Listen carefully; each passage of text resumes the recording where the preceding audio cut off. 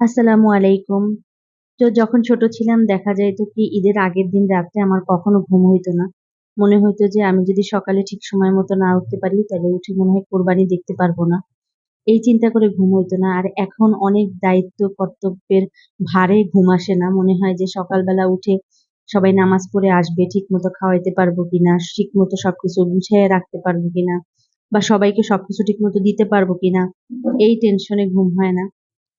তো আমার মতো এই ধরনের সমস্যা কার, কার হয় আমাকে কমেন্টস করে জানাবেন নাকি আমার একাই হয়? যাই হোক আমাদের গরুটা এখন কোরবানি দিয়ে দিবে। গরুটার কোরবানি দেওয়া আর আপনাদের সাথে শেয়ার করব না। এই পর্যন্তই দেখাইলাম। এখন চলে যাব। চলেন একটু রান্না-বান্না করে আসি। আর ফিরনি জর্দা তো এগুলো আমি আগের দিনই রাতেই কমপ্লিট করে রাখছি। কারণ এতদিন সারাদিন এত ব্যস্ত থাকবো, এইজন্য আগের দিনই কিছু, কিছু রান্না করে ফেলছি। আর যেহেতু কোরবানিটা অনেক বড় একটা দায়িত্বের ব্যাপার, এত ভাগাভাগি করে গুছাইয়া আত্মীয়-স্বজন, তারপর গরিব দুঃখী এদের মাঝে ভাগাবন্টন করাটাও অনেক বড় একটা ব্যাপার। আর যেহেতু আমার এই কাজটা আমার বড় মামা, বড় মামি ২ জনে করে থাকে। তো তারা এই বছর নাই। তারা হজ করতে গেছে।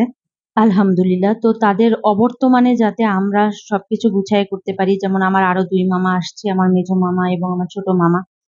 তো তারা না থাকার কারণে এইবার এই কাজটা আমরা পুরাটা করব। তো আমরা এখনো বুঝতে পারতেছি না আমরা কিভাবে এই কাজটা গুছাইয়া করব। যেহেতু আমার ছোট মামা অভ্যস্ত আছে, সে বড় মামির সাথে এই কাজটা করতো।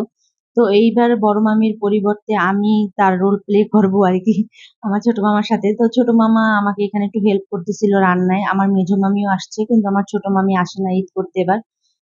আর মেজো মামি আসার পরে মেজো মামি একটু অসুস্থ, সে আর রান্না বান্না কাজে হেল্প করতে পারতেছে না। তো একদিকে আমি মামা ২ জনে রান্না বান্নাও করতেছি আর ওদিকে মাংস কাটাকাটিও চলতেছে, যে এখন মাত্র কাটাকাটি চলতেছে, ভাগ বাঁটোয়ারা এখনো শেষ হয়নি। তো এখানে আবার আমরা সবাই একটু জড়ো হইছি আমার নানার সাথে, এবং আমার এই যে লাল গেঞ্জি পরা উনি হচ্ছে আমার ছোট মামা, সবুজ জামা পরা উনি হচ্ছে আমার মেজো মামা। আর সাথে আছি আমরা। তো এখানে আমরা আবার একটু ছবি তুলতেছিলাম, যে একটা ছবি তুলি আমার নানার সাথে। যে আমার নানা মানে এখনো যেহেতু আছে জীবিত, কবে থাকে না না থাকে এইটা স্মৃতি হয়ে থেকে যাবে। আর গরু প্রায় কাটাকাটি শেষ না হওয়ার আগে আমরা ঘরে কিছু রান্না করার জন্য মাইপা নিয়ে আসছিলাম, যেটা আমাদের নিজেদের ভাগ থেকে। কারণ নাইলে রান্না করতে করতে অনেক দেরি হয়ে যায়। আবার দেখা যায় যে অনেক আত্মীয় স্বজনও চলে আসে। আর যেহেতু মাংস ভাগ করতে বসে যাব তখন আবার রান্নাটা রেডি করতে পারবো না। আর এজন্য আগেই মাংস নিয়ে আসছি কিছু আমরা। আর এদিকে কোরবানির মাংসের যে টেস্ট, এটা আসলে কোনো মাংসের সাথে তুলনা হয় না। আর এই মাংসটা খাওয়ার পরে একটা তৃপ্তি বোধ কাজ করে। তো এই মাংসটা মাখাইয়া ঠাকাইয়া সব মসলা দিয়ে আমি দিয়ে আসবো আমার মায়ের কাছে রান্না করতে কাঠের চুলায়। আমাদের যেহেতু বড় বড় রান্না হয়, যখন যখন এখানে ৫ কেজি মাংস নিছি, একটু কমায় নিছি, ৫ কেজি শেষ হলে আবার পরের দিন রান্না করব। যেহেতু এবার একটু মানুষজন আমাদের বাসায় কম, কারণ হচ্ছে আমার সব খালারা মামারা তো আর আসে নাই, আমার বড় মামা নাই, আমার খালারা কেউ আসতে পারে নাই, আমার এক খালা আবার আমার বড় মামার সাথে হজে গেছে। এজন্য মানুষ একটু কম। তো আমরা আসলে হিসাবটা বুঝতে পারতেছিলাম না। সবসময় বড় মামি ৭ কেজি রান্না করে, আমরা ৫ কেজি রান্না করতে নিছি। তো ভাবছি যে যদি লাগে তো পরের দিন আবার রান্না করবো ইনশাল্লাহ। তো এখানে মাখায় জোগায় আমি দিয়ে আসবো কাঠের চুলায়। আর আমাদের বাসায় যখন বড় বড় রান্না হয়, যেমন আমাদের বাসায় অনেক, আমরা যেহেতু যৌথ ফ্যামিলি, অনেক বড় পরিবার আমাদের, তো অনেক লোকজন আসে, তখন আমাদের আসলে গ্যাসে রান্না করে পোষায় না, আমরা আবার লার্কি মানে কাঠের চুলা আছে আমাদের, ওখানে রান্না করি। আর এখানে ভাগ হয়ে গেছে মাংস, এখন সবাই বাটোয়ারা করা শুরু করবে। আর এখানে পুরা গ্যাদারিং লেগে লেগে গেছে, মানে যে এটা হয় এটা মনে হয় সবার বাসায় হয়।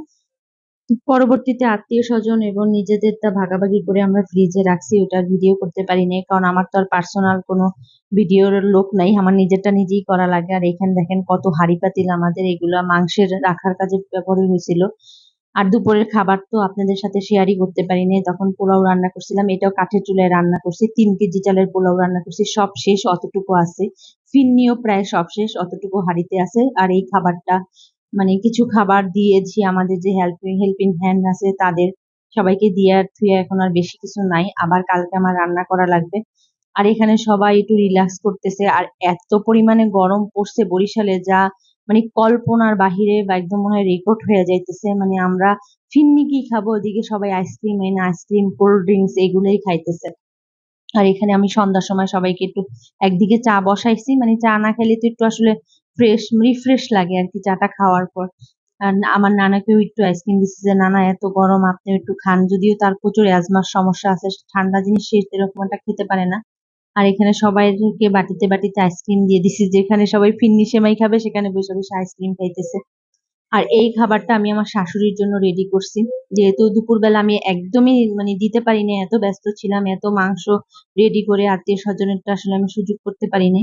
তারপর এখন আমার হাজবেন্ডের কাছে পাঠিয়ে দেবো রোস্ট, পোলাও, গরুর মাংস। তো আমাদের ভিডিওটা আজকে এই পর্যন্তই। যদি আপনাদের ভালো লাগে অবশ্যই একটা লাইক কমেন্টস করবেন এবং শেয়ার করবেন।